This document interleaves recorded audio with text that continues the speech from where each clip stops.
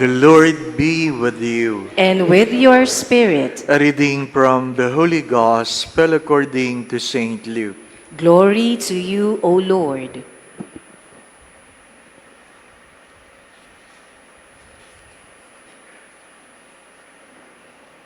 Zechariah, his father, filled with the Holy Spirit, prophesied, saying, Blessed be the Lord, the God of Israel, for he has come to his people and set them free. He has raised up for us a mighty Savior, born of the house of his servant David. Through his prophets he promised of old that he would save us from our enemies, from the hands of all who hate us.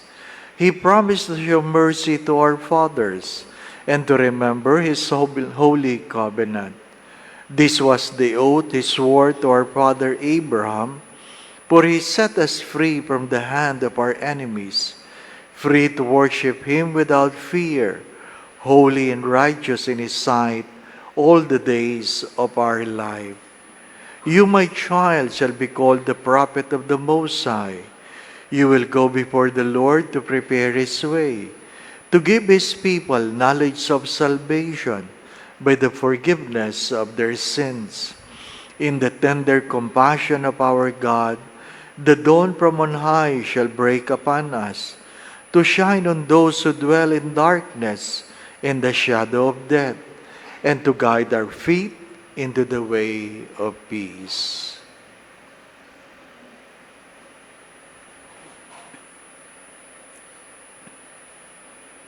Brothers and sisters, the Gospel of the Lord. Praise to you, Lord Jesus Christ.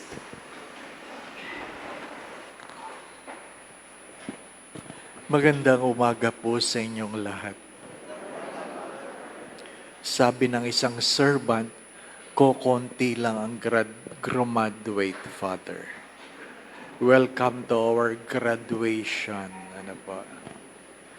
Before I forget, we thank the people who made these things, this Novena possible, our servants, our choirs, lectors and commentators, our Eucharistic ministers, greeters and collectors, in charge of the Stars of Grace, sino pa? Lahat, ano po? Pasalamatan din natin yung mga guard ng Ayala. Tayo lang ang mall na mayroong simbang gabi. Ano po? Kung alam nyo yan, tayo lang ang mall na may simbang gabi. It's a good way of understanding, perhaps a humble way of accepting that there are things in our lives we're able to get through because there were people silently doing their work. Silently doing their work. Nabasa ko lang naman, ano po, pero totoo ito. In one of our flights, lalong-lalo na pagpupunta sa US, ano po, palaging miracle flight. Anong miracle flight? Ano po? Yung pagsakay dito sa Pilipinas, sabi ng purser, sabi niya, this is a miracle flight, Father. Sabi ko, bakit po? 36 yung naka-wheelchair. Pagdating sa US, 7 na lang. Ano pa? Yung mga tamad, di po ba? No? Yung mga tamad. Yung ayaw pumila, nagdadahilang pilay. Pagdating sa US, nakakatayo na. Ano po? Pinoy yan, Pinoy. Ano po? Nagpapasalamat tayo sa mga walkalator. Walkalator. Ano? Kahit hindi ka humakbang, gumagalaw ka. Di po ba? Ano? Sometimes life is like that. Ano?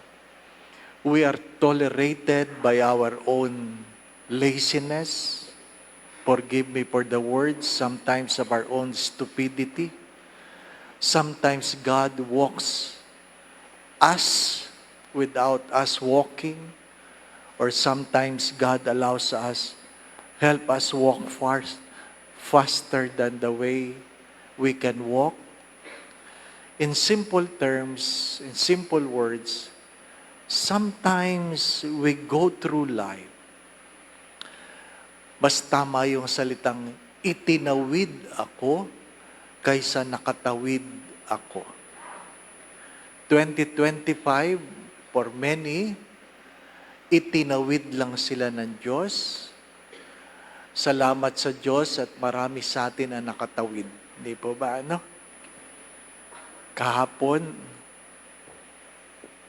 sabi nung isang babae, sabi niya, I thank God for your prayers. Isa sa kanyang anak nakapasa sa board exam.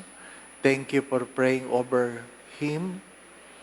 Pero sabi niya, kaya lang namatay ang asawa ko. Ano pa? Namatay ang asawa ko. Nung nagsisimula na siyang umiyak, sabi ko lang, na kaya mo yan. Ano po? Well, may mga bagay na kaya nating tayo lang. May mga bagay na wala tayong magagawa. Di po ba? Ano? May mga bagay na tayo lang. May mga bagay na wala tayong magagawa. Sabi naman nung isa, sabi, sana namatayan na lang ako kaysa iniwan ako ng asawa ko. Diba? Ano ba mas masakit? Wala akong asawa eh. Ano pa?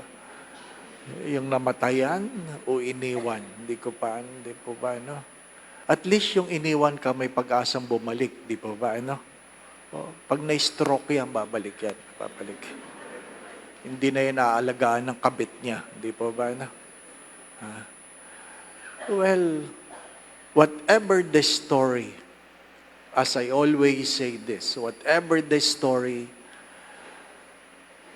what is more important is what you have learned from it. Ano ang natutunan mo sa kwento ng buhay? Of course, the premise is meron kang kwento. Sapagkat pag walang kwento, walang kwenta. Alam natin yon. Pag walang kwento, walang kwenta. Anong natutunan mo sa kwento mo sa iyong buhay? The first line of the Benedictus, the Gospel, Blessed be the Lord, the God of Israel, who has come to set us free. Maliwanag na ang pagdating ng Diyos, tayong lahat ay nakakulong. Tayong lahat ay alipin. Alipin sa kung ano man ang pagkaalipin, pwedeng pagkakasala, pagkakamali, o literally nakakulong, alipin, like people in Egypt. The coming of God is not when we are in our best. We are what? We are all a slave. Hindi yung dumating ang Diyos na maayos ang ating buhay kaya siya dumating. Dumating ang Diyos dahil alam niya na kailangan niya tayong itawid. Itawid sa lupa from Egypt to Israel. Pagkaalipin sa pagiging malaya sa lupa na punong-puno ng pangako. The promised land. Take note of that. Israel was noted as the promised land. Punong-puno ng pangako. Hindi sinasabing punong-puno ng pagkain. Ang meron ay pangako. Because the future of everyone will always depend on how you will address it. Sabi ko nga sa inyo, hindi lahat may pagkain. Hindi lahat nakakakain. Hindi lahat na nakakakain may panlasa. Hindi lahat pwedeng kumain kahit may pagkain. At higit sa lahat, hindi lahat ng may makakain, meron pang kasalo. You don't take things for granted. You don't take things for granted. Some people can buy a watch, a very expensive one, appreciate it. They can still read kung anong oras, di ba? Nakakabili ka ng mahal na relo. Pwedeng, sabi nga, alahas na sa sobrang mahal ng relo. Mas mahalaga na yung presyo ng relo kaysa doon sa oras. Yung iba nga, di na tumatakbo. Suot pa rin kasi mahal hindi po ba? Huwag mo nilang tanungin anong oras kasi patay na. Di po ba? Kaya lang sinusuot mo kasi mahal. Di ba? Pero alam natin, kaya ka nagre-relo dahil kailangan mong malaman ng oras. Pero marami sa atin, ang alin? Hindi na nagre-relo kasi wala nang pakialam sa oras, hindi po ba? At yung iba, wala ng oras. Wala ng oras. Ano ibig ko sabihin? Yung ikaw ay pipilitin mo ang sarili mo para bumangon? Ano po? At pag ikaw ay nakabangon na, wala kang magagawa. Pipilitin mo na uli ang sarili mo para matulog. Di ba ba? Appreciate. As we grow older, we begin to realize, itinatawid lang talaga tayo ng Diyos. Dati, nakakaraos lang. Ngayon, iniraraos na lang. Di po ba? Sabi ng kaibigan, Father, thank you for the 9-day novena na ilabas namin si nanay sa hospital. Ibig sabihin, hindi sila magpapasko ngayon sa hospital. Ano po? That in the very beginning of the novena mass, discouragement was trying to seep in. Kung naalala nyo, naikwento ko ito. Ano po? Biglang nagkakaroon ng renal failure na hindi pwedeng i-dialysis. Ano po? Dumating na yung time na nilagyan na ng mga peg. Ang hirap nun. May peg ka na kasi nag-accumulate na ng tubig yung lungs mo. Ano po? The last time na balitaan ko, 1 lung, 1.2 liter ang nakuhan tubig. Isang baga lang yun. Wala pa yung kabila. Di po ba? Kanya-kanyang kwento. At sabi ko nga sa inyo, hindi bali ng walang milagro, basta walang sakit. Di po ba? Walang sakit. Ano po? So many stories. What is the gospel trying to tell us? Do not forget the good things that had happened, because those good things will help you look at the future with confidence. The Benedictus is a way to look at life. Nakatingin ka sa harap ng walang kasiguraduhan, maliban sa alam mo sa iyong kahapon, ang Diyos ay naging tapat. Kaya nga ang unang pagbasa ay nagpapaalala at nagtatanong, kung ikaw ay pinagpala, anong gagawin mo? If you have been blessed, if your prayers had been answered, and you were given things that you have not been even, you don't entertain that it might come to you, anong gagawin mo? Anong gagawin mo? Ano po? Yung hindi ka lang binigyan ng trabaho. Binigyan ka na magandang trabaho, mataas ang sahod, maayos sa mga kasama sa opisina. Na kung saan,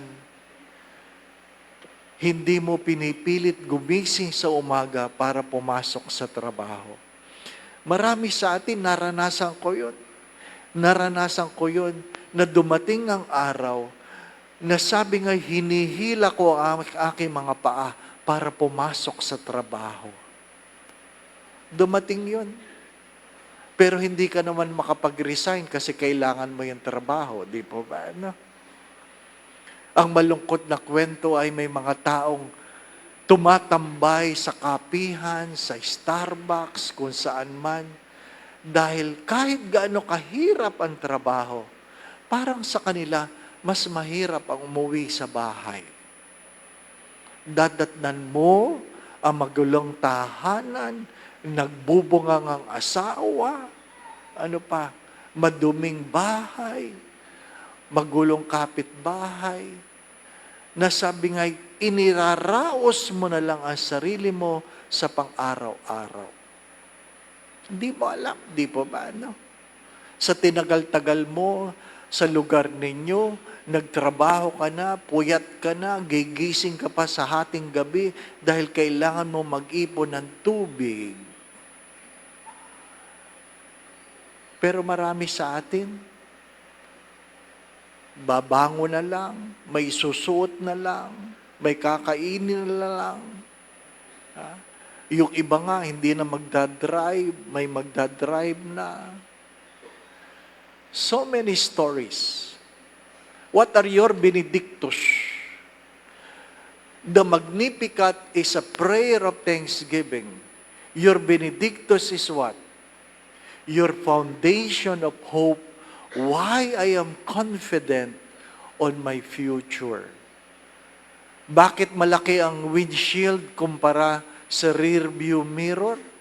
Sapagkat inaanyayahan tayong tingnan ang harap, hindi ang likod.